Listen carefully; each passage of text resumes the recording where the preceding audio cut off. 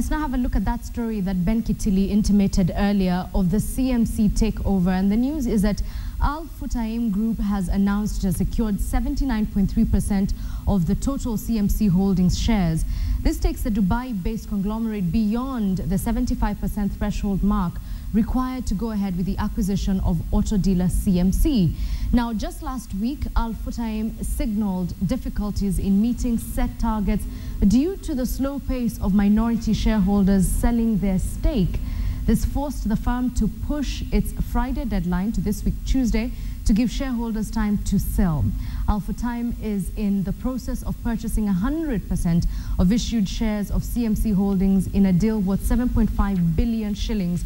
Initially, the firm had set a threshold of acquiring 75% plus one shares for the deal to proceed, but later waived this condition with approval from the Capital Markets Authority. Once the deal is complete, Al-futtaim is expected to delist from the Nairobi Securities Exchange, where CMC has remained suspended since 2011. Elsewhere, East Africa Community Council of Ministers is expected to meet a delegation from the European Union at the end of this month for another round of talks. Now, this follows the January 30th negotiations in Belgium that ended in a knot. Adelaide Changole reports on the talks threatened by lack of political goodwill.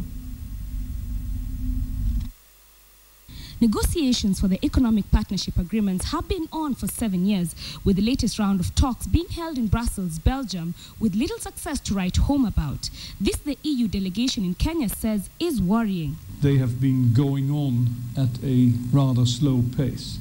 And there have been breaks in negotiations, there have been breaks in the momentum. But while both parties lay claim of commitments to the deal in public, negotiations involve a lot of back and forth discussions that most of the time is derailed by lack of political goodwill.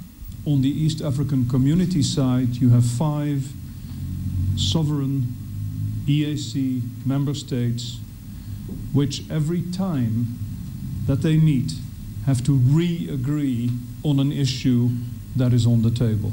As it stands, the negotiating teams have until October to agree on what they term as only 3% of the remaining hurdles in the talks.